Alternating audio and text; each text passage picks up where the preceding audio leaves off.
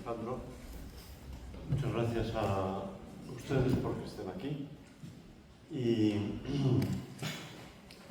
Y como les decía el maestro, yo tengo dos líneas de trabajo. Una línea de trabajo es la de la investigación, también la de la pedagogía, pero sobre todo la investigación teatral en teatro contemporáneo. Y luego tengo otra línea de trabajo que es el trabajo en el dramaturgismo o la dramaturgia, que me ha llevado a lo largo de los últimos años a realizar 16 dramaturgias, unos que son fruto de la adaptación de obras de teatro ya conocidas y otras que son dramaturgias propias. 16 que son estrenadas que han sido todas estrenadas porque yo he sido durante muchos años profesor de escritura dramática, ciencias teatrales y dramaturgia. Y se enseñaba a escribir a un buen montón de dramaturgos, algunos con proyección, otros sin ella, otros se han quedado ahí, pero algunos tienen proyección nacional en España. Pero yo nunca me animaba un poco a escribir una obra de teatro, nunca me animaba a hacer ninguna adaptación concreta, siempre los trabajos se quedaban de alguna manera en el aula, porque esto es algo que quizá no debería decirlo, pero en fin, me confieso delante de ustedes, porque tenía un poco el prurito de que a mí, si no me encargaban una obra, yo no me iba a pasar por los despachos enseñando una obra de teatro a ver si lo aceptaban. Siento la modestia, pero es así y durante muchos años lo he mantenido. Entonces, de tal manera que es la verdad. De tal manera que un día, hace 15 años o por ahí, un director de escena, que era también compañero de claustro, me dijo: oye, ya es hora que pases de las musas al teatro. Ya es hora, digo, no, estoy encantado, pero eso me lo planteo muchas veces, pero tú, ¿qué vías le abres? Dice, no, yo si tú me haces una dramaturgia de este texto teatral, que era un texto teatral en diablón de Calderón, yo me comprometo a estrenarlo porque ya me lo he encargado la Compañía Nacional de Teatro Clásico. Lo que pasa es que necesito una tarea de alguien que pase el texto fuente a texto dramático. Bien, y con esto, con esta anécdota, empiezo a hacer una distinción, que es la distinción que existe entre texto fuente, texto dramático, texto escénico. Y esto, grosso modo, el texto fuente es el texto escrito, es el texto fijado en un libro, escrito por un autor hace 5 siglos, hace 25 siglos o hace 3 años. Ese es el texto fuente. Pero ese texto fuente, que está con las letras pegaditas al papel, necesita que se levanten las letras, por así decirlo, que se levanten los personajes, que se levanten las acciones y transformar ese texto fuente en un texto dramático, en un texto que tenga capacidad para ser representado. Es decir, se trata de un primer paso de convertir la palabra en acción que puede ser acción de movimientos, en acción de signos, en acción de sensaciones, en una serie de acciones, de cúmulo de acciones que respondan al espectador que va a presenciar a continuación la obra de teatro. Con ese texto dramático, el director de escena, acompañado, en mi caso, porque ha sido una condición que he puesto, acompañado, sobre todo cuando he hecho un texto propio, acompañado del dramaturgista, empiece a realizar el trabajo de puesta en escena. El trabajo de ir ensamblando las diferentes escenas para levantar una escenificación, para levantar un espectáculo, para pasar del texto al espectáculo. Bien, decía, y también es algo que quería subrayar, que una vez que yo entrego el texto dramático, una vez que yo entrego, vamos a llamarlo de momento, la adaptación, digamos que yo ya no tengo nada que hacer, o no tendría nada que hacer. Pero los alemanes, y ayer hablábamos en el curso de Bertolt Brecht, inventaron la figura del dramaturgista y le inventó de una forma más subrayada, más sostenida Bertolt Brecht. Porque el dramaturgista es un hombre que acompaña al director de escena en la tarea de ensayos, durante el periodo de ensayos, para trasladar el texto fuente al espectáculo. El dramaturgista, en mi caso, y en el caso de algunos más, es la voz externa que no entra digamos, en el entramado de los ensayos. Es como un espectador privilegiado de los ensayos. De tal manera que el dramaturgista puede sugerir desde fuera cosas que no se ven desde dentro, cosas que ni el director ni los propios actores ven desde dentro. Es, permítanme la expresión, una especie de Pepito Grillo.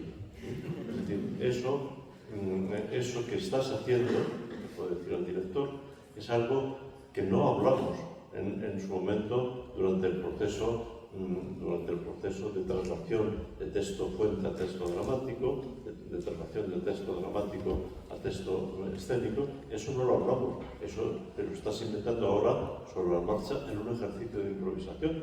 Y ahí se establece una relación dialéctica muy interesante, porque el director puede decir, bueno, efectivamente no lo hablamos, pero lo creo conveniente y necesario por las razones que sean, o efectivamente tiene razón y me estoy desviando del objeto de la propuesta escénica. Bien, marcado este panorama del dramaturgista, luego si han quedado cosas pendientes, las abordamos en el diálogo. Tengo que decir que el dramaturgista, y antes de pasar un poco al meollo, ese título tan largo que hay sobre la intervención de hoy, tengo que decir que el dramaturgista, en mi opinión, durante el proceso de ensayos, también es bueno que desaparezca. Es decir, si el proceso de ensayos dura un total de 6 semanas, de 45 días, es bueno que esté al principio y que luego vaya apareciendo de vez en cuando sobre la sala de ensayos para ver cuáles han sido los progresos. Es decir, en definitiva, para que el dramaturgista no se contamine del proceso de ensayos. El dramaturgista siempre pueda tener una visión crítica desde fuera. Bueno, pero aclarados estos puntos, yo quería centrarme en el título de la intervención, que es el trabajo del dramaturgo en la escenificación de textos, intervención y de construcción. Bien, yo preguntaría de forma retórica, luego podemos hablarlo en el diálogo de forma concreta, ¿qué vigencia tiene un texto teatral? Un texto teatral escrito hace 25 siglos, hace 5 siglos, hace 3, hace un siglo o hace 3 años. Ese texto teatral es vigente hoy. Bueno, ese texto teatral siempre dice algo a los espectadores de hoy, del 2025. Bueno, es una pregunta pertinente que siempre se debe hacer el dramaturgista y también el director para ver si es necesario, uno, la pertinencia del texto, dos, si el texto si es pertinente debe ser intervenido, debe ser adaptado, debe ser modificado. Porque el teatro, como todo acto de comunicación, tiene un núcleo que es el mensaje, y ese mensaje ha de llegar a unos espectadores. Llega a esos espectadores. Yo lo hablaba con el maestro Alejandro el primer día que llegué a Colombia, a propósito de una obra muy conocida en España, que es Historia de una escalera, de Antonio Bueno Vallejo, que es un dramaturgo de referencia, un dramaturgo muy importante dentro del teatro español. El teatro es una obra escrita en el año 49, es en el año 1949. Es una obra escrita en un momento determinado, en unas circunstancias concretas, para un público específico. Esa obra hoy es pertinente. Esta es la primera pregunta que hay que hacerse, esa u otras obras. Bueno, pues claro, la primera pregunta tiene que ver, esta tesis sobre la pertinencia, tiene que ver con algo que Italo Calvino se plantea en un ensayo maravilloso que es la vigencia de los clásicos. Él lo que se plantea es que todas las obras clásicas deben de tener una serie de características para que tengan vigencia hoy sobre el escenario. Volveré sobre este punto, pero voy a anunciar un poco las características de las que habla Italo Calvino. Italo Calvino dice, y dice más cosas, algunas las he añadido yo. Uno, son que sean obras que conecten con la memoria colectiva de los espectadores. Dos, que la obra escogida sea una obra que en su momento no terminó de decir todo lo que la obra tenía como carga a la hora de ser escrita. Es decir, que todavía tiene una posible lectura, una posible ampliación de significado. Tercer punto que señalaba es que pueden dejar huellas en diferentes culturas. Y esta es una pregunta que siempre hay que hacerse. Esta obra que es pertinente, hablo de España, es pertinente en Costa de Marfil, que es un país donde yo he trabajado también con dramaturgias. Esta obra es pertinente en Ucrania antes de ayer, porque hoy hay un lío con Trump y con Putin descomunal. Es pertinente en Polonia, es pertinente en México, es pertinente en Colombia. Son preguntas que hay que hacer, es decir, hay que hacerse. Esa obra dramática atraviesa, se enraiza en las huellas, en el humus de cada cultura. El texto clásico puede llegar a resultar nuevo o inédito. ¿Tiene algo que decir? En su temática se configuran equivalentes al universo que hoy, a la cultura, a la civilización que hoy nos afecta. ¿Es posible que esas obras releguen la actualidad a a un ruido de fondo. Esto es un tema que me voy a extender un pelín, porque es importante. Muchas veces las obras que se escriben bajo la urgencia de un acontecimiento concreto. Ese acontecimiento concreto, evidentemente, ha impactado, y ese impacto nos lleva al dramaturgo a escribir una obra dramática. Pero esa obra dramática, además de dibujar esa situación concreta, o esa serie de situaciones concretas, tiene un cierto trasfondo que permita una proyección en el tiempo. Este es un tema importante para a la hora de escribir un texto dramático. Es decir, un texto dramático no puede ser un serial de televisión. Un texto dramático tiene que tener detrás de la anécdota un contexto, tiene que tener detrás de la anécdota un humus cultural que le permita ese pasar al panorama universal de la literatura dramática, porque pervive con el paso del tiempo, porque dentro de un siglo a esa obra escrita hoy puede tener una analogía contemporánea a los espectadores de dentro de 100 años. Bien, luego, la primera cuestión es plantearse la pertinencia de una obra. ¿Esta obra es pertinente, sí o no?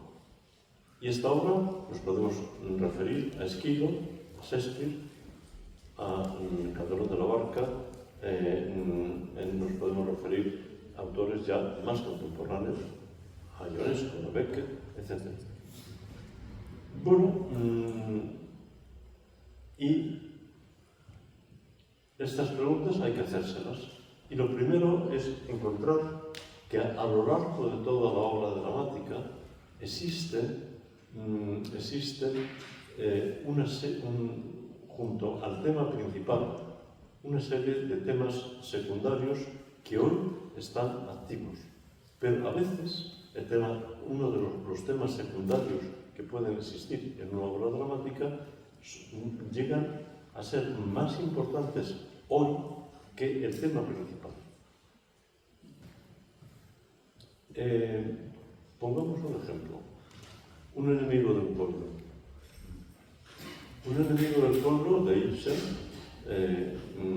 que conocerán ustedes casi todos, es una obra que Ibsen la escribe con una idea, y además la dice muy concretamente el doctor Storm.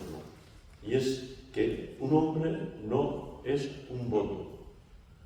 Es decir, que un hombre ilustrado, la capacidad del voto de un hombre ilustrado, tiene más valor que la capacidad de los votos de hombres no ilustrados.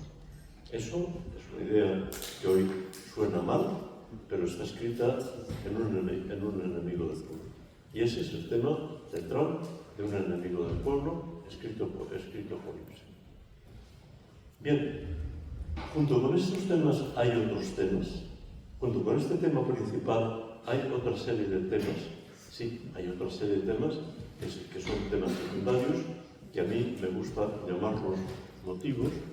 Yo no me voy a meter ahora en la definición de motivos. Está escrita en un rosario que tengo en estos dos libros, pero los motivos, lo que a veces conocemos como los temas secundarios, son temas que, permítame la expresión, que eran un poquito de relleno,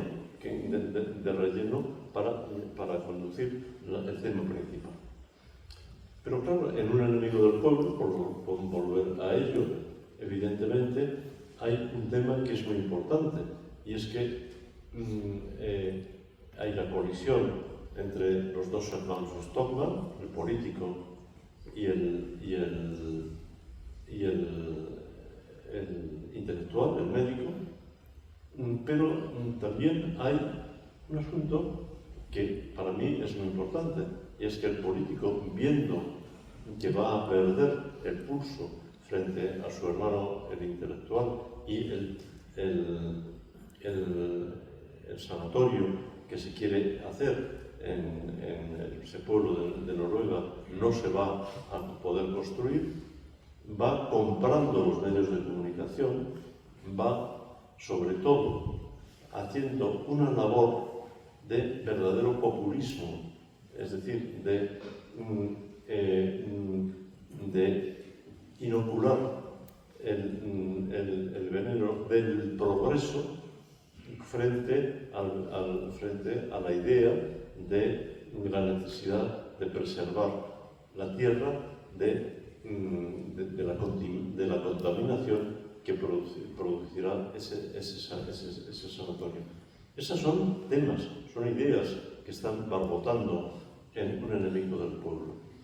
Claro, el populismo, todo ese populismo estalla. Si no han leído esta obra, se acordarán, el acto cuarto, cuando hay esa asamblea en el que el doctor Stockman intenta convencer al pueblo de que las aguas que van a traer para el sanatorio, para atraer a mucha gente y para que al venir mucha gente al pueblo haya mucha riqueza económica, pues van a contaminar la salud de todos. Pero resulta que cuando el doctor Stockman va a hablar de estos temas, el pueblo se le echa encima, el populismo se le echa encima.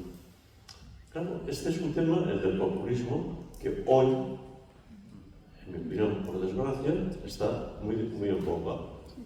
Este es un tema que hoy haría la obra más pertinente que por el tema que Ibsen abordó esta obra de teatro. Claro, esto en teoría, pero luego nos encontramos con un texto que dice otra cosa, que encamina el texto hacia otra dirección. ¿Qué es lo que hay que hacer? Hay que realizar toda una intervención dramaturgística para convertir los motivos, los temas secundarios o el motivo elegido en tema principal y para supeditar el tema principal al tema secundario. ¿Cómo se hace eso?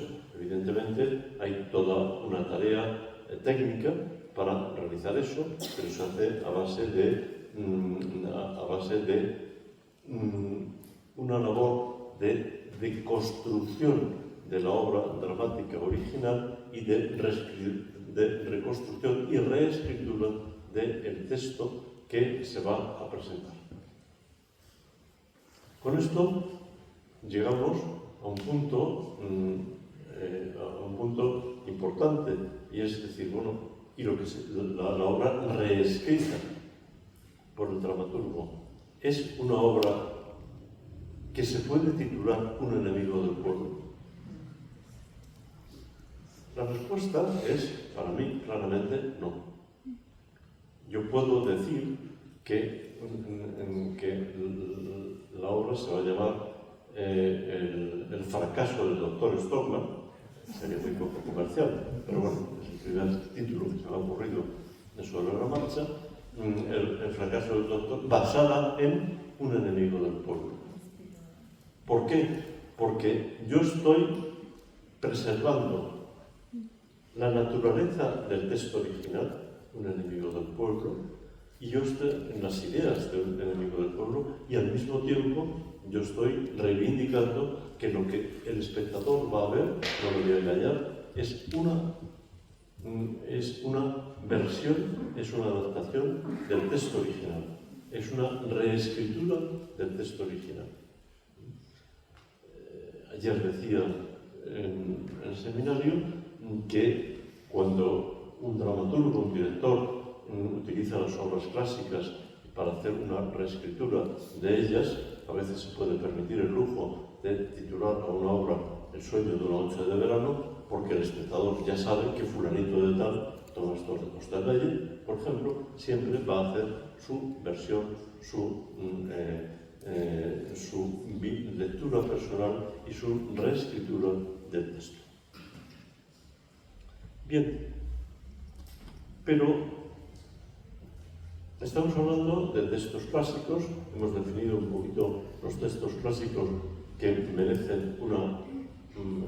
merecen ser contemplados hoy. Y esto pues, es algo que tiene que ser una lectura exigente. Es decir, yo puedo plantearme perfectamente tomar un texto del siglo de oro español o isabelino o del clasicismo francés si encuentro ahí motivos de conexión con el público actual. Y esto es importante que el director y que el dramaturgista lo tenga presente en la cabeza. El otro día también comentaba en el seminario que el director de escena, el dramaturgista, tiene que tener 3 objetivos en la cabeza antes de empezar a montar un texto. En primer lugar, es el núcleo de convicción dramática, qué quiero contar. En segundo lugar, es la narratividad escénica, cómo lo voy a contar. El tercer tema es la estético-estilística que se adapta a esa narratividad escénica. Claro, cuando un director de escena se plantea una obra de teatro para montar, siempre se plantea un qué quiere decir. Y yo sé qué quiere decir, lo encuentro en qué obras. Y esto es la biblioteca mental que un dramaturgista tiene que tener en la cabeza para decir, hombre, el tema del poder se puede encontrar en tales obras, el tema del poder ejercido de una forma arbitraria, se puede encontrar en varias obras que voy a leer para ver cuál es la más pertinente para estos espectadores que me reclaman.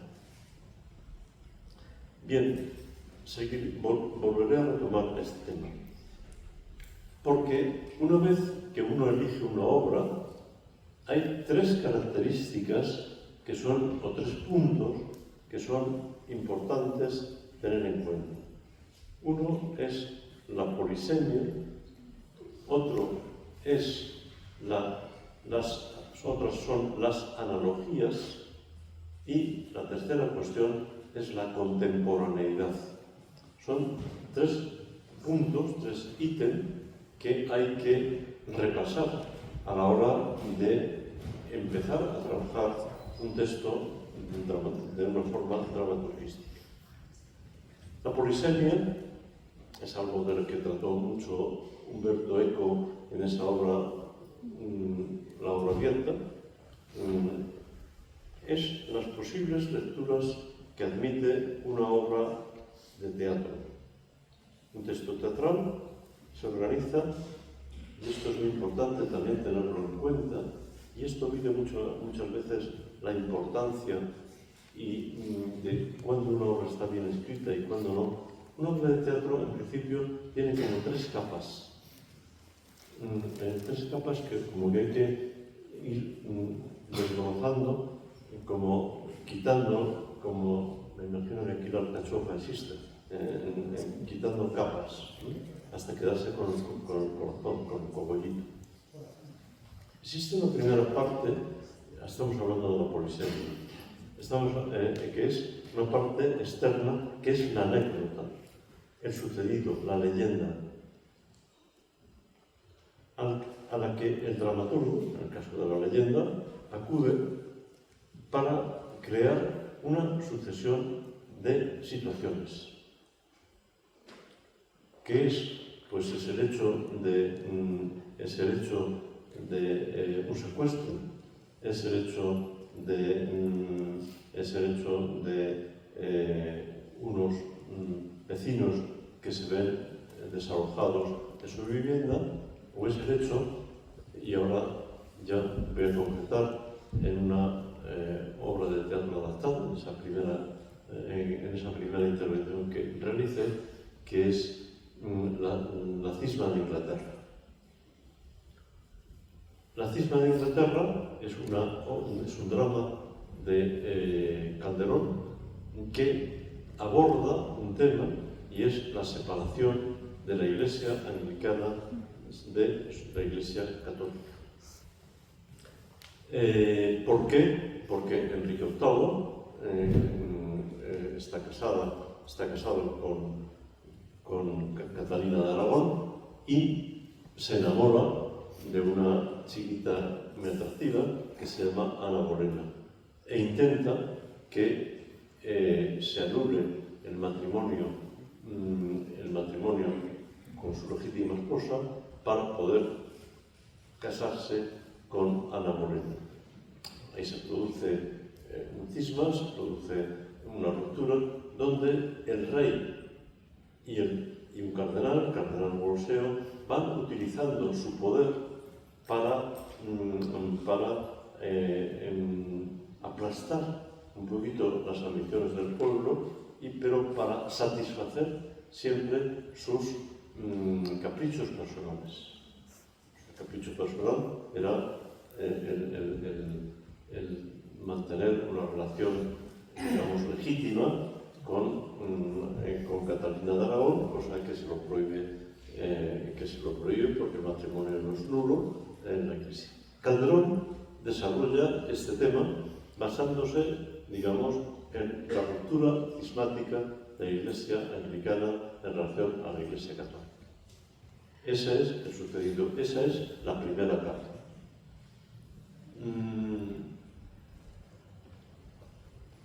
Claro, a mí esa primera capa,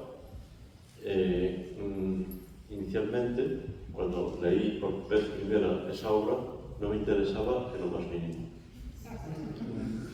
No por convicciones personales, sino porque creía que era un tema que hoy no tenía digamos, interés para el público de hoy. Es un tema que la Iglesia anglicana está por un lado, la Iglesia católica por otro. Bueno, fue un conflicto de hace 5 siglos que hoy no interesa.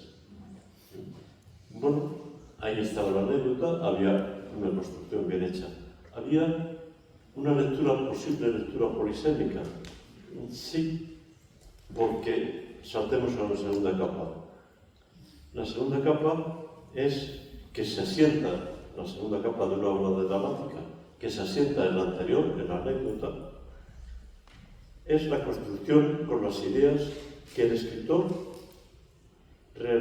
escribe el texto fuente y quiere transmitir al espectador. Calderón, ¿qué quería al tomar esa anécdota, ese suceso real de la cisma de Inglaterra, de la separación de las iglesias? Él lo que quería, en cualquier caso, era, por una parte, hablar como creyente y como un tema que en ese momento era actual, de la separación arbitraria, no basada en motivos teológicos, sino en motivos personales del rey de Inglaterra, de la Iglesia católica. Ese era un tema que él quería desarrollar. Pero ¿era el único tema? Yo entiendo que no.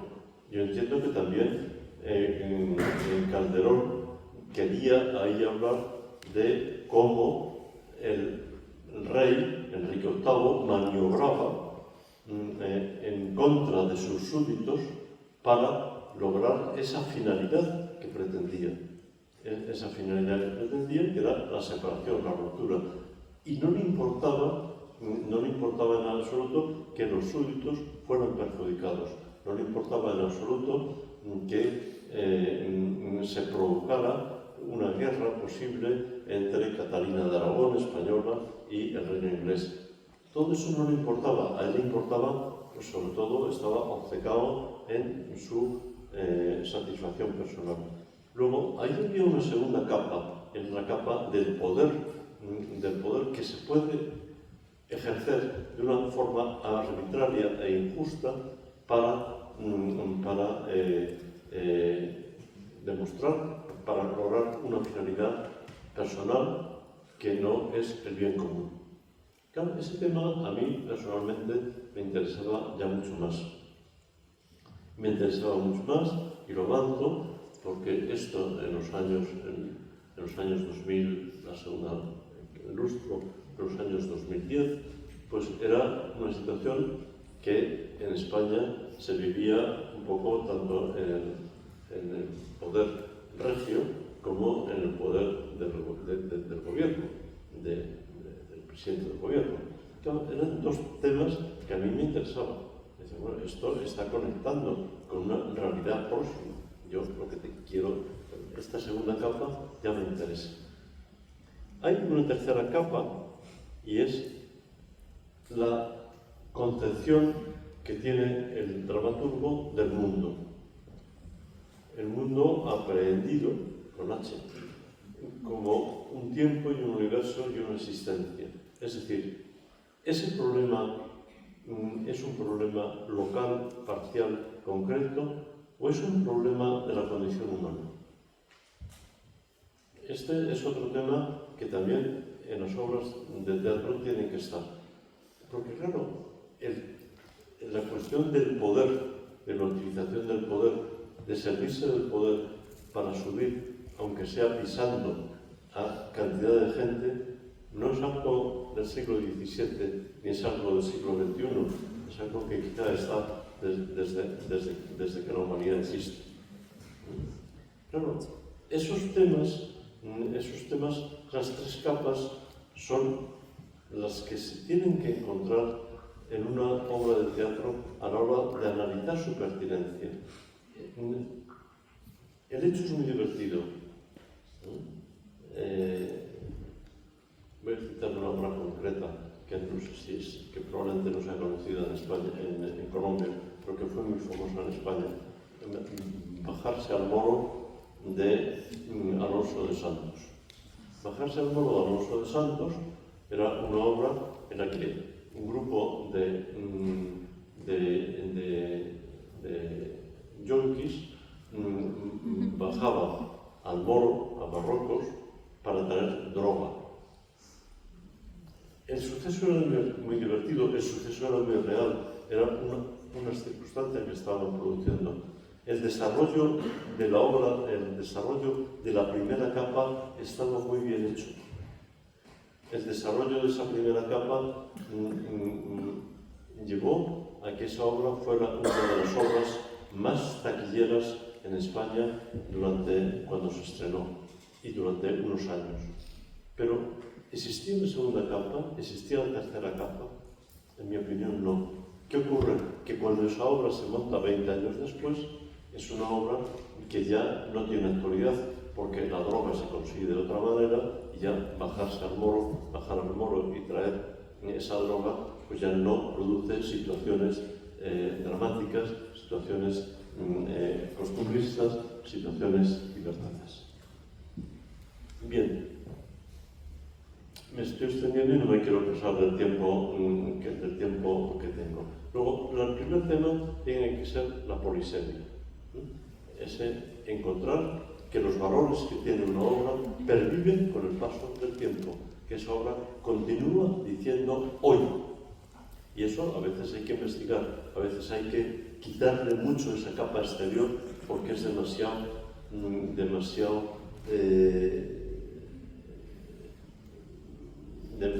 frondosa. Un enemigo del pueblo. La capa exterior es muy frondosa. Hay que, como nos habla en la selva, ¿no? Hay que abrirse paso a golpe de machetazo para encontrar otras cosas. Pero la segunda cuestión, hablamos de polisemia, hablamos de una segunda cuestión, las analogías. Esto es un tema importante, porque las analogías son las relaciones de semejanza que se pueden establecer entre un texto fuente y las realidades colectivas y personales del mundo contemporáneo. Esto es un tema importante que cada uno se lo plantee a la hora de hacer una dramaturgia.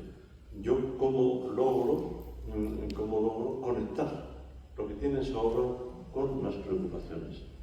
Yo he traído una cita de uno de mis maestros, que es Juan Antonio Ortigón, que hablando de las analogías dice lo siguiente: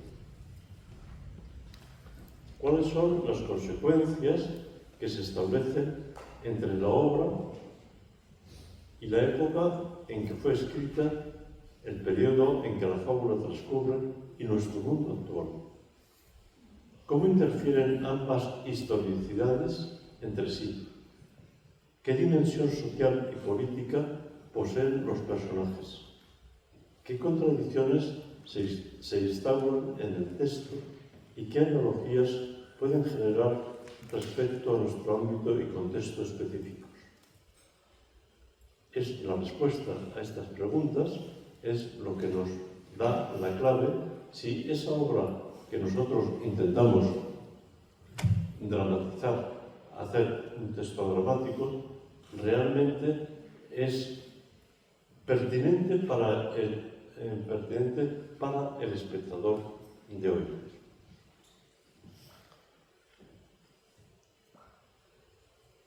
El tercer punto, y me salto algunas consideraciones en esto, es la contemporaneidad. Es una consecuencia de lo anterior, es una consecuencia de la analogía, porque la contemporaneidad permite tomar conciencia de cómo temas, acciones, personajes de una obra clásica, o una obra escrita hace 5 años, perviven y tienen consecuencias y son vigentes y conectan con el espectador de hoy. Para hacer contemporánea una obra de Shakespeare no es necesario vestir a los personajes en vaqueros. No es necesario vestir a los personajes, poner un coche, un carro. No, para eso no es eso, es actualización, que es un concepto contrario a contemporaneización. Son dos conceptos distintos. Actualizar es revestir una obra dramática de elementos externos que no llevan a ninguna parte. La contemporaneización es trazar unas analogías que conectan el pasado con el presente. Claro, un ejemplo y una respuesta.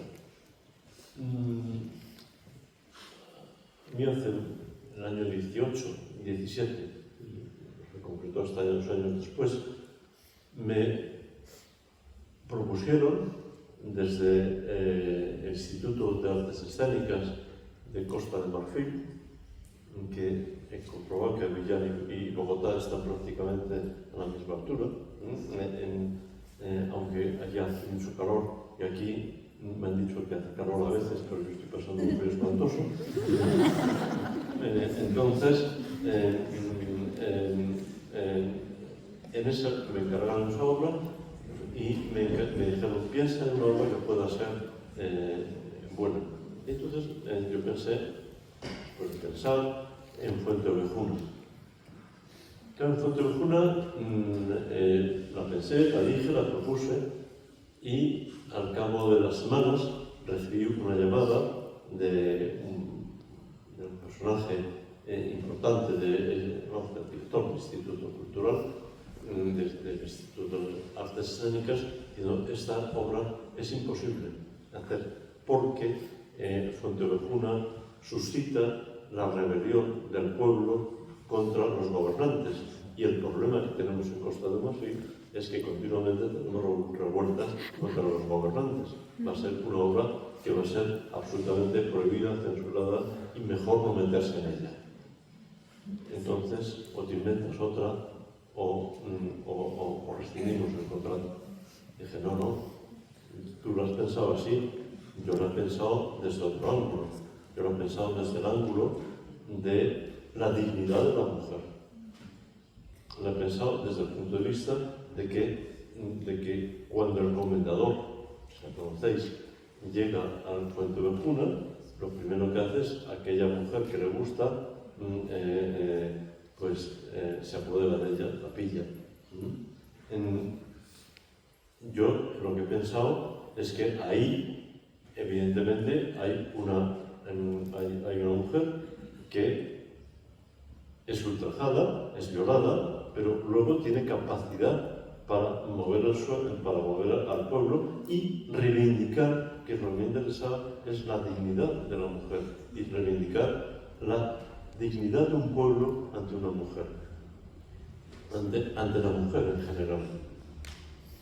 Yo no quiero incitar a la rebelión, yo lo que quiero incitar es a que la mujer deje de ser un sujeto pasivo en contra del hombre, que es un sujeto, digamos, que tiene todos los poderes y que puede hacer con cualquier chiquita cualquier cosa. Entonces, digo, déjame que yo intervenga esta obra y luego cuando te presente el texto dramático, dame tu opinión o no. Claro, ¿qué hice? Hay 3 temas ahí en Fuente Ovejuna, pero no voy a entrar porque me voy a entender. Pero claro, yo lo que hice fue quitar esa rebelión del pueblo contra el poder y sin embargo, acentuar mucho la capacidad de dignificación de la mujer en contra de los hombres. Y esto es lo que provocó, en primer lugar, el permiso, pero luego después un fenómeno que a mí me conmovió, y es en el estreno en Abidjan, en un auditorio de 600 personas, como cuando había un acto de dignificar la condición femenina, el público aplaudía, sobre todo las mujeres. Como el público realmente, bueno, ahí habíamos conectado un tema escrito hace 4 siglos con una realidad de hoy. Y una anécdota divertida, y espero no pasarme demasiado, es que, bueno, eso fue en el estreno, pero esa obra pues, todavía se sigue representando, y han pasado 6 años, y hace unos años me pasaron el vídeo, y el vídeo a mí me dejó sorprendido, y es que en un momento determinado algo que no está en el texto original y que sí que inventé, fue que la mujer no solo incita a la dignidad de las otras mujeres, que la mujer no solo quiere que el hombre sea consciente de que no puede ser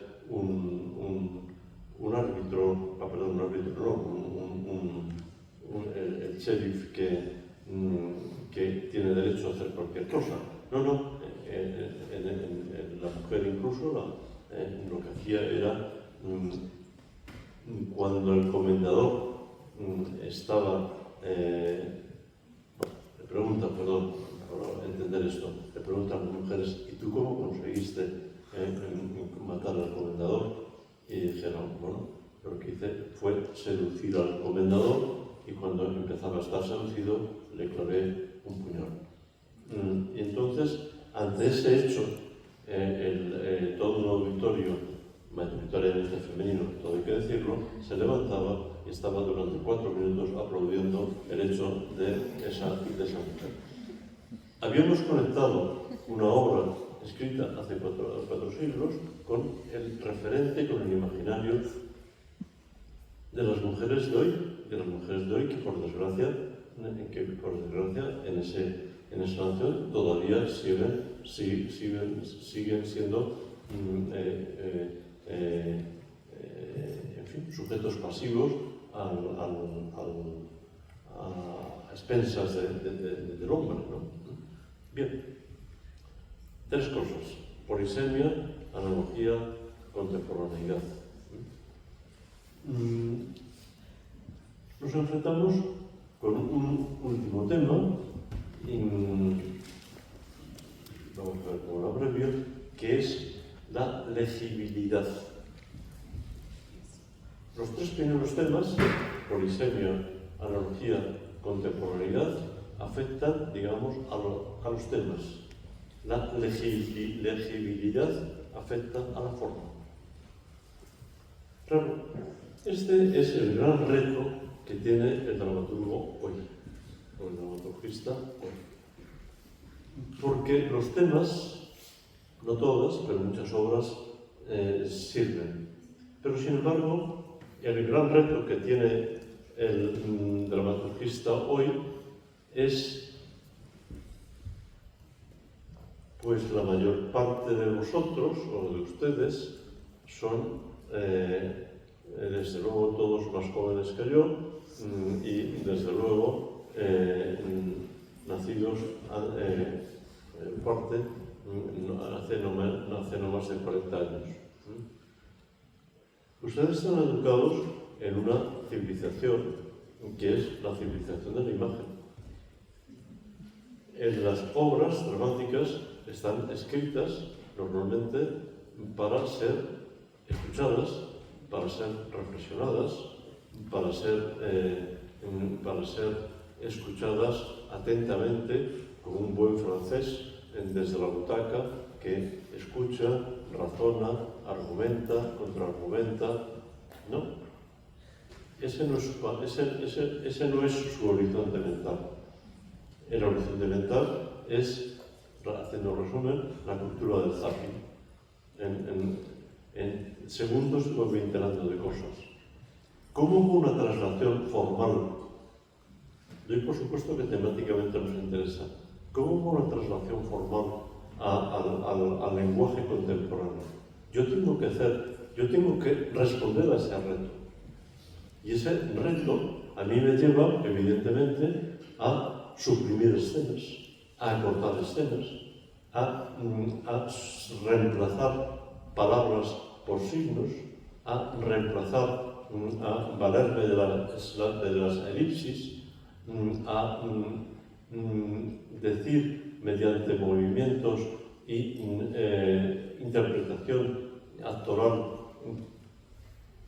cuestiones que son textuales, pero que yo puedo transformar en acción, que yo puedo transformar en palabra, que puedo transformar en gestualidad.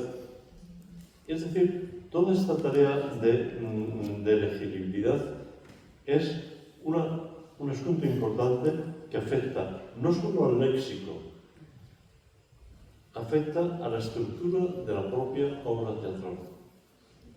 Es decir, las obras teatrales dramaturgísticamente hay que someterlas necesariamente a un proceso de reescritura que parte de un proceso de reestructuración de la obra dramática base. Hay que, evidentemente, ver qué formas se adecúan más a ese texto, pero al mismo tiempo a ese espectador de hoy. Porque de lo que se trata es de reescribir obras. Y no me extiendo con un ejemplo, en todo caso lo dejamos para el coloquio, para luego.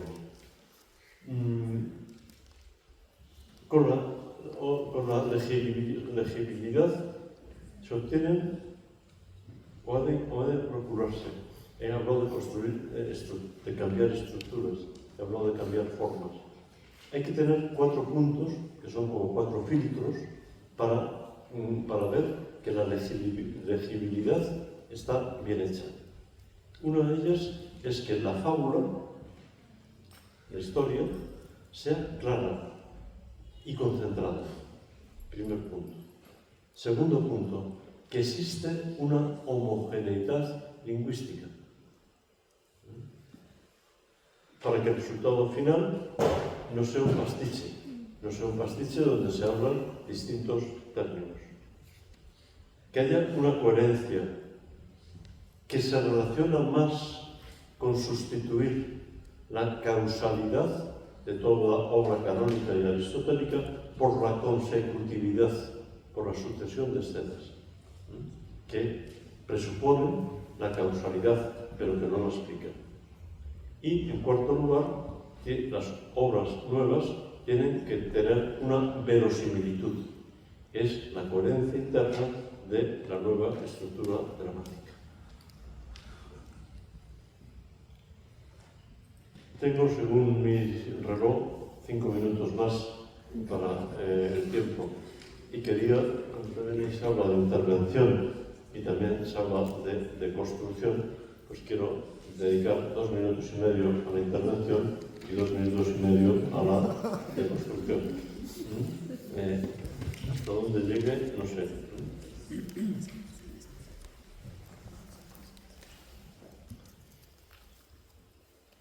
La intervención.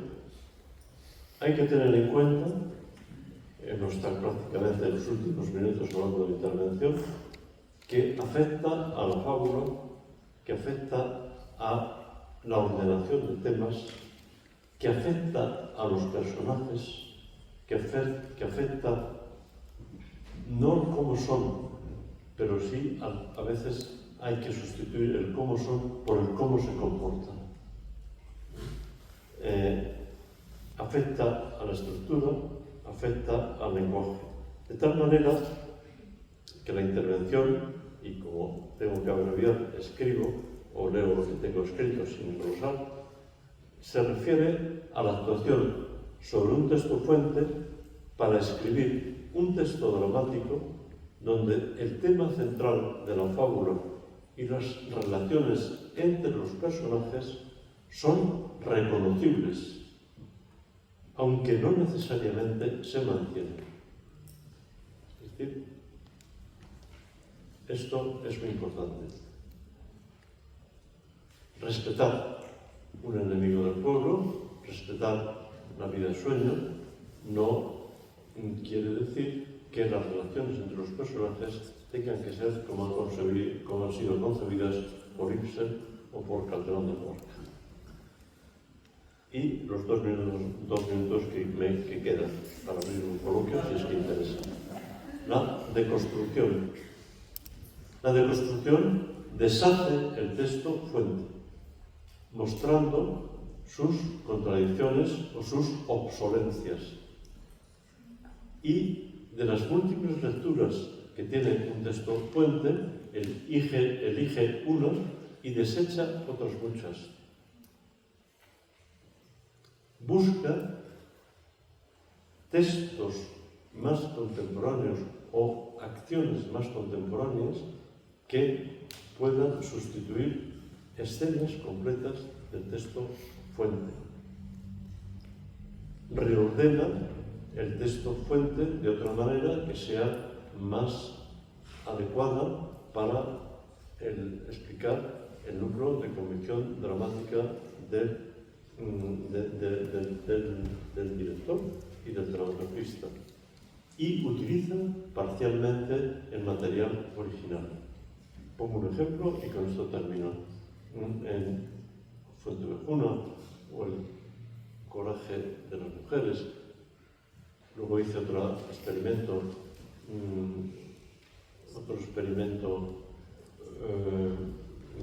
con Don Juan, y un tercer experimento de forma de construcción con la vida sueño en Ucrania hace año y medio, donde había partes de la vida sueño de Calderón, pero a mí lo que me interesaba de esas partes elegidas de la vida sueño de Calderón, donde el duque de Moscovia invadía un país extranjero y el príncipe Segismundo se rebelaba contra él, a mí lo que me interesaba ahí, en esa dramaturgia de la deconstrucción, era escuchar lo que a los actores esas situaciones dramáticas concretas seleccionadas les decían en el momento presente del año 2023. De tal manera que, una vez deconstruido el texto, establecí 15 partes, 15 momentos en los que los actores, no el personaje, los actores que interpretaban el personaje tenían que opinar, tenían que añadir un texto que conectaba la realidad la realidad del texto fuente con la realidad contemporánea de una guerra que están sufriendo. Bien, con esto concluyo la intervención dentro del marco, pasando un poquito de los minutos previstos, por si hay alguna intervención o alguna pregunta. Les aviso antes de preguntar que estoy un poco sordo, entonces que o necesito o de un micrófono o de que alguien me hable con claridad.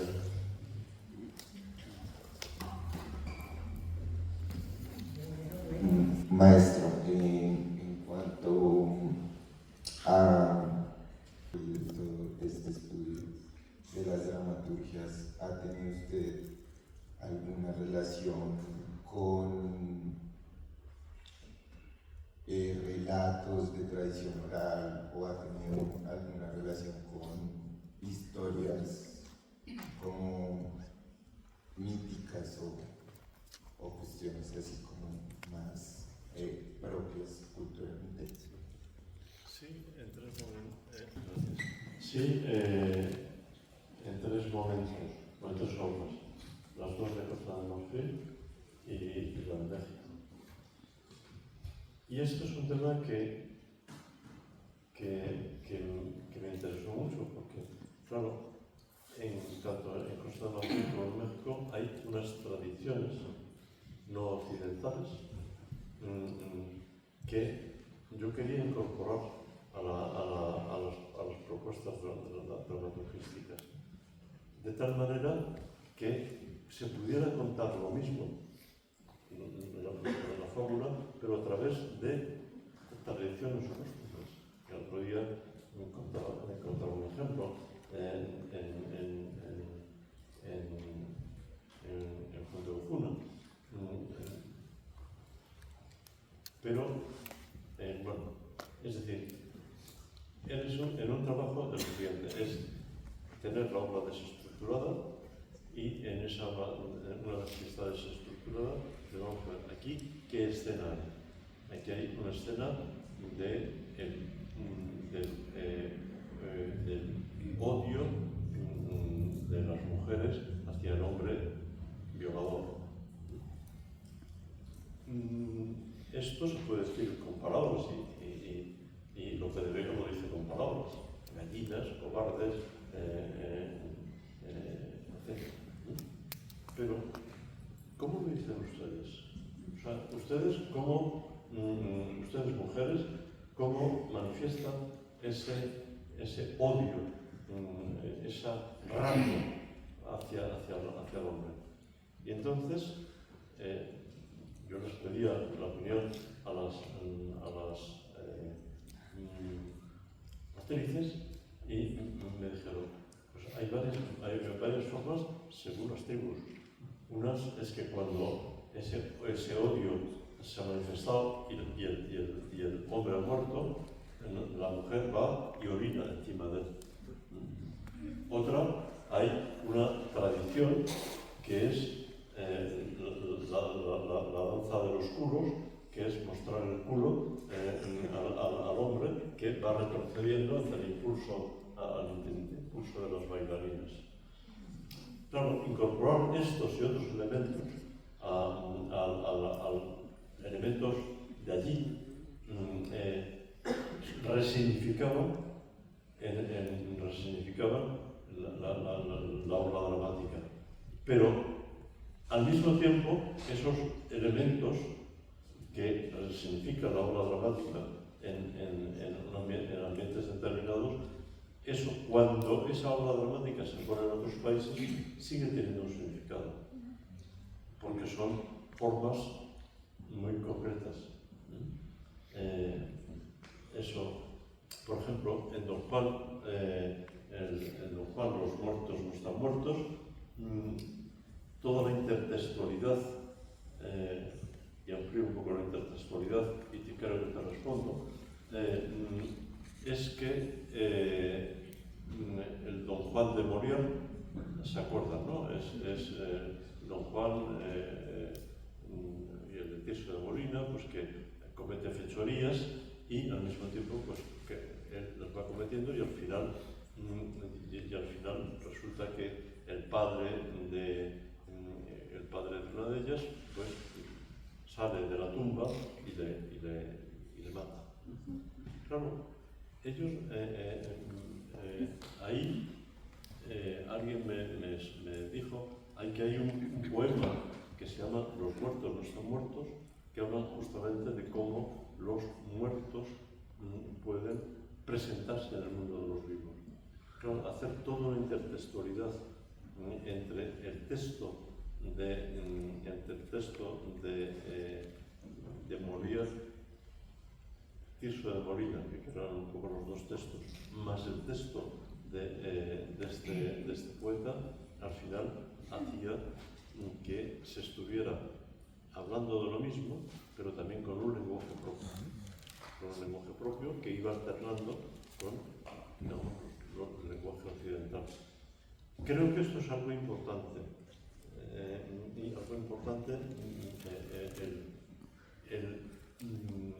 cuando una obra de teatro no viene en plan de exhibición, se crea en un país una obra de teatro que no sea de esa cultura. Es muy importante investigar las raíces culturales que pueden que guardar una cierta interrelación, porque eso ayudará a dos cosas. Ayudará a no caer en un imperialismo cultural, que cosa que a mí siempre me preocupa mucho, siempre que salgo al extranjero. Yo cuando voy al extranjero y voy a construir, digo que yo voy fundamentalmente a aprender. Yo voy a impregnarme de lo que hay allí. ¿Por qué? Porque eso es lo que hay que contar, no imponer mi criterio. Yo lo que tengo que hacer es impregnarme de esa cultura propia que hay en otros sitios. ¿Para qué? Para que lo que se cree llegue, o llegue más. Creo que esto es muy importante a la hora de la construcción, de la creación. No sé si te he respondido. Sí. Es que como nosotros en Colombia no tenemos esa figura del dramaturgista, quisiera entender un poco más cuál es para usted las diferencias clave entre la figura del dramaturgista y el director, porque nosotros terminamos siendo las dos cosas en Colombia, entonces quisiera entender como puntualmente cuál es la diferencia. Y también cuando usted dice que la legibilidad afecta la forma, también quisiera entender eso, en qué sentido, después de yo tener como una lectura clara de lo que quiero hacer, cómo paso al estilo o a la forma. Gracias. Yo digo que siempre es bueno que haya presupuesto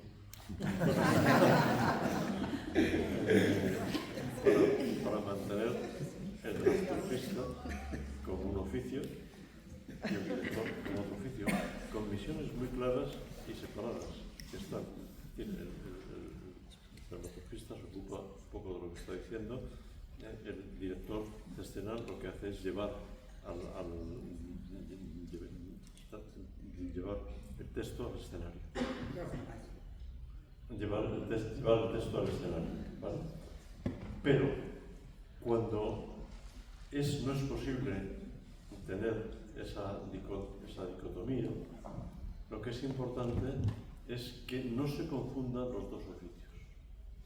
Es decir, yo como dramaturgista hago este trabajo, que ahora yo me lo paso a mí mismo, que soy el director.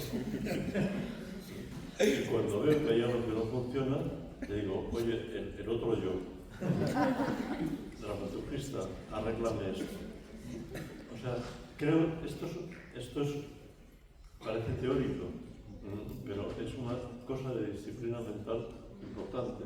Es decir, no intentar, por ejemplo, esto puede parecer muy raro, pero cuando hay atasques, en el proceso de ensayos de dirección, que requeriría una reescritura, que requeriría un repensar las cosas, a veces el director tiene la tentación de decirle a los actores que eso se ocurre. Si yo pregunto eso a los actores es porque tengo la solución, pero no para que... Yo lo que tengo que hacer eso, ahora me voy a mi casa y pienso. Es complicado, sí, lo sé, pero hay que intentarlo. Es decir, hay un director dramaturgo alemán que se llama Karl Richter y que va con el texto escrito y a continuación él empieza el proceso de ensayos. Hay momentos pues, de esos atascos que se producen. Entonces, él cuando llega a esos momentos de atascos, para el proceso y se encierra en su casa y reescribe lo que no funciona para intentar que funcione de otra manera. En cierto sentido, Valle Boivard también lo hace con sus propuestas. Otra pregunta era... La legibilidad y forma. ¿Perdón? La legibilidad afecta la forma. Sí. Lo primero es que es tener una idea muy clara del tema, de los temas, de cómo se configura, de la estructura, y luego ir actuando probablemente. O sea, primero es el tema y luego es la reescritura formal. O sea, a partir de la forma ir al texto es complicado, en mi opinión.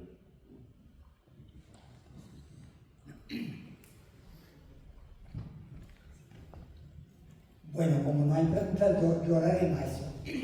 Pero de alguna manera el trabajo del dramaturgista, que en Colombia no lo hay, no está configurado, no nos remite mucho a la filología, digamos, a la idea de un especialista que se ha encargado de analizar los textos desde su contenido, desde su época. Esa es una cosa. Y lo otro es que el dramaturgista interviene en la forma del espectáculo, porque, como usted lo ha propuesto hoy, interviene en la forma del espectáculo. Entonces ya el director casi que si nos quedamos desempleados. Un poco, digamos, la resolución del espectáculo es una parte inherente al director. Sí. Bueno, vamos a ver. Hay una parte histórica, filológica, de estudio del texto, que esto, Juan Antonio Rubigón, Luis de Tavira, y esto se remonta y conecta mucho también con los planteamientos de Rusia del comienzo del siglo XX. Existe primero como hacer un estudio filológico, histórico, sociológico, etcétera, grande del texto fuente. Creo que ese estudio hay que hacerlo, pero no escribiendo un libro. Es decir, voy a contar bueno, antes de contar el chiste voy a explicar un poco más, porque si no el chiste no se va a entender.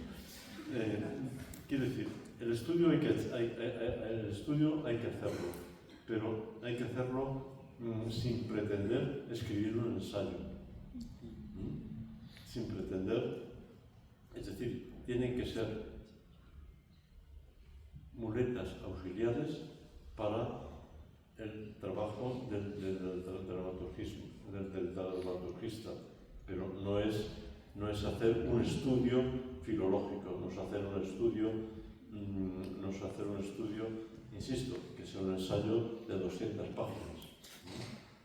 En España hay una broma y es que Juan Antonio Hormigón, que ha salido varias veces, que es mi maestro y que yo respeto muchísimo, fue mi maestro porque ha fallecido, y que respeto muchísimo, pero él abogaba por hacer grandes estudios antes de acometer el texto dramático, pues basado mucho en los planteamientos dramaturgísticos anteriores de Rusia, etc. Y los alumnos, de forma poco cruel, decían: hay que hacer la hormigonada, jugando con el hormigón. Sabéis lo que es, ¿no? El de construcción. Hay que hacer la cosa. Bueno, no hay que hacer una cosa tan sorda. Hay que tener unos conocimientos. ¿Por qué? Porque si no, lo filológico, lo histórico, lo sociológico, se come la teatralidad, que es... La teatralidad es el fundamento de la labor dramaturgística. Y la teatralidad es el texto, es el teatro sin el texto. ¿Está claro?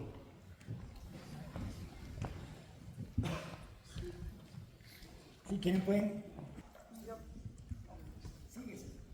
Muy rápidamente, me llama mucho la atención, hay mucha discusión ahora y una gran preocupación ahora por lo internacional, en especial para esta nueva generación para la cual todo es internacional y las fuentes vienen de todas partes, en muchos idiomas constantemente, pero según lo que nos cuentas, por ejemplo, de Puente Ovejuna, es precisamente al hacer algo en lo local, en el ethos, de la cultura, en las tradiciones, en los mitos, en esas especificidades que a lo mejor, si yo no soy de Costa de Marfil, yo no entendería lo de la danza y yo no entendería lo de orinar encima. Me lleva un poco a que con la maestra Esther ese trabajo Incendios hace un tiempo, una obra de Mogobá, es una obra muy Incendios de Mogobá, es una obra muy contemporánea que sentimos muy cercana y aún así hay una serie de códigos puntuales en esa obra, como por ejemplo el enterrar a esta mujer boca abajo y echarle un baldado de agua encima, que no termina de afectar esa legibilidad, y que estas obras clásicas son legibles en cuanto a la capa exterior que tú mencionabas de la fábula, pero que adquieren una potencia real y, como tú dices, ser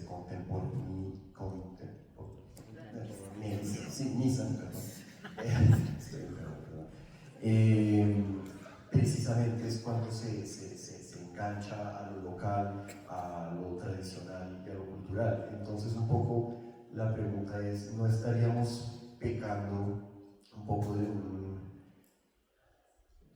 pecando casi de, suena feo decirlo, pero como de perder el tiempo en ese afán de acercarnos a las grandes obras, no por no entenderlas, sino como en ese ejercicio de casi, perdón, estoy muy enredado, como de, ¿cuál sería? Como de, bueno, se me olvidó la palabra, ¿no? Pero sí, ya. Creo que te entiendo. Vamos a ver. Arqueología era lo que quería decir. Sí. No, yo he insistido en que hay que aproximar a las obras a la realidad local, pero sin perder de vista el tema principal.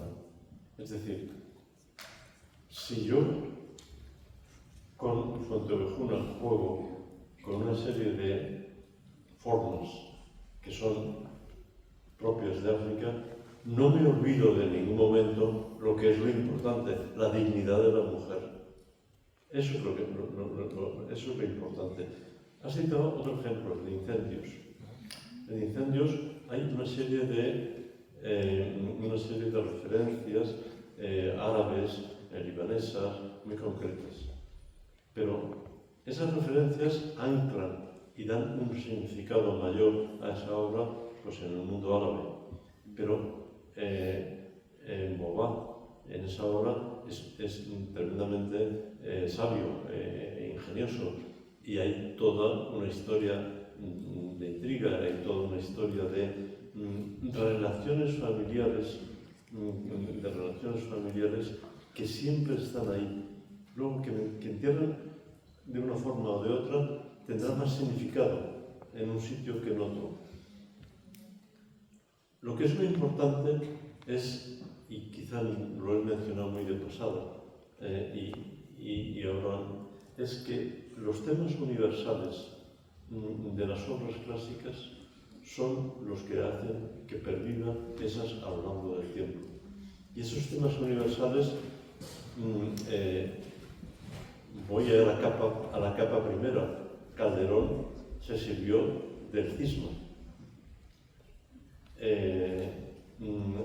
Almodovar se sirve de una serie de tradiciones ancestrales, pero ni uno está hablando está haciendo una obra religiosa, ni otro está haciendo una obra local.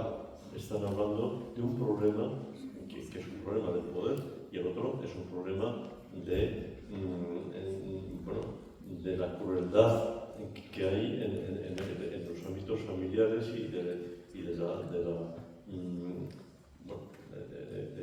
esa separación y de cómo a veces el fanatismo político se mete en estructuras familiares o en estructuras de la sangre, ¿no? Eso no hay que perderlo de vista. O sea, la tercera, la segunda capa son las importantes. La primera ayuda. La primera, cuando se conecta con un público de un lugar, ayuda, evidentemente. Hay tradiciones que acercan, pero ¿cuál es el lenguaje universal? ¿Cuáles son los problemas trascendentes del hombre? ¿Cuáles son los problemas trascendentes? ¿Cuáles son los problemas esenciales de la sociedad? Eso es lo que tiene que haber, lo que tiene que haber siempre. Es lo que hace que no pierdan sentido las obras. Puede ser que hay un problema de estos que se revista de una anécdota que dice, bueno, es que tengo que cambiar tanto que hago una obra nueva. Pero no sé.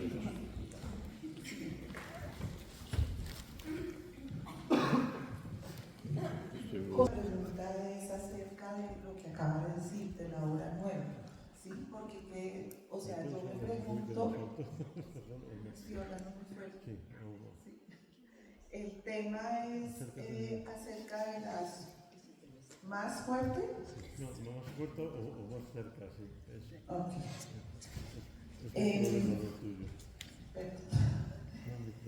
La pregunta es justamente lo que acaba de decir acerca de la obra nueva, porque si nosotros estamos pensando, digamos, en una adaptación o una inspiración en una obra clásica o en alguna otra obra, que yo debo esperar a que el público conozca ese texto. ¿Qué pasa con la versión que yo hago o la inspiración que hago sobre esa obra? Sobre ideas universales, el público lo debería entender esa versión mía sin que conozca, por ejemplo, el texto madre, el texto original.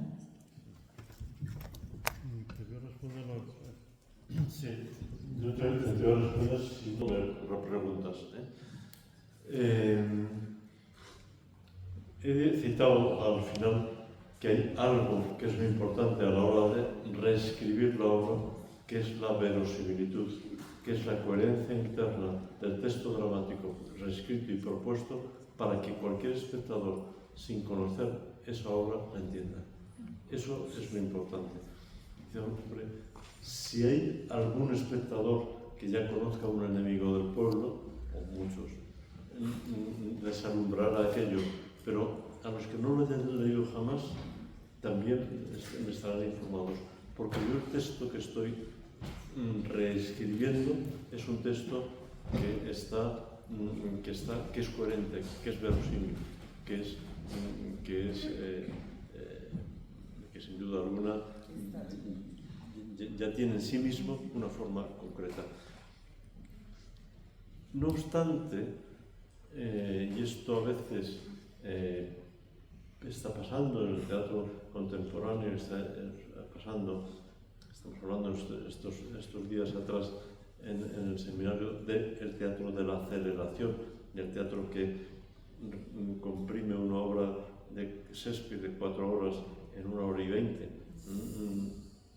A veces, cuando hay temas que son muy conocidos, cuando Hamlet, que más que menos lo conoce, Romeo y Julieta, hay a veces que se pueden dar por supuestas cosas que conocen la mayor parte de los espectadores.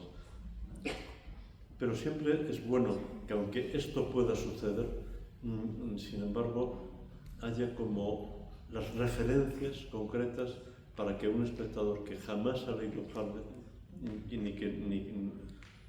no se le escape. Es decir, que la reescritura sea en sí misma autosuficiente.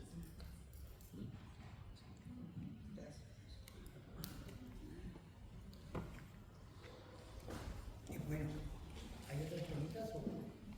Más.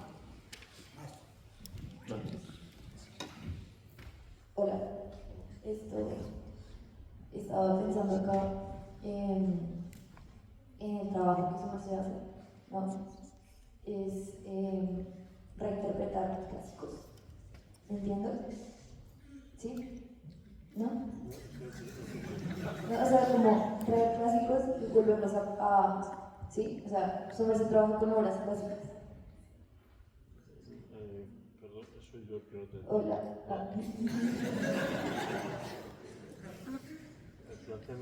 Háblame sin micrófono y yo no sí. Entonces tú estudias obras clásicas, coges obras clásicas como Fuente Volmuna, que es, sí, y buscas deconstruirlas, hacer esta como ingeniería a la inversa para ponerlas otra vez en la escena, ¿sí? Y me pregunto si ese ha sido el estudio de tu vida, ¿sí? A nivel de mi vida. Sí. ¿Qué tiene que ver con mi vida? No, que si ese ha sido el estudio de su vida. No. Las obras clásicas. No, las clásicas no. No, pero sí que me interesa lo que me dices. O sea, yo he hablado de la cisma de Inglaterra, he hablado de Fuente de Cuna, he hablado de Don Juan, pero también puedo estar hablando del sueño de la razón. Es decir, obras clásicas no se refieren a obras escritas. Luego te respondo a la pregunta. No hacen referencia a obras escritas hace siglos. Obras clásicas son esas obras que perviven hoy porque tienen importancia, pero que ya están un poquito pasadas.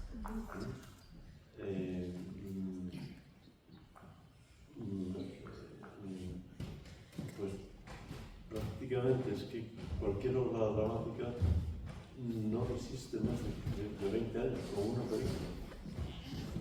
Es decir, hay una serie de temas que ya no tienen actualidad, y entonces los temas hay que quitarlos, hay que poner otros, porque son clásicas, porque tienen algo que trasciende lo anecdótico para entenderse con el sentido trascendente del hombre, con el sentido trascendente de la mujer, con el sentido del bien común, o sea, con valores universales.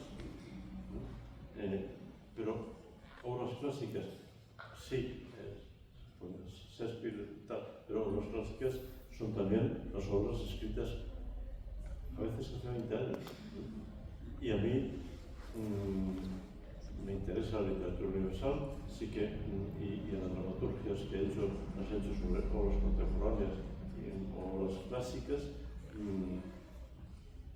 pero digamos mi grueso de actividad investigadora pasa sobre el teatro contemporáneo. O sea, a mí me interesa mucho el siglo de oro, me interesa mucho Shakespeare, pero estoy más abierto hoy que al ayer. No sé si te he respondido. Bueno, muchas gracias, maestro.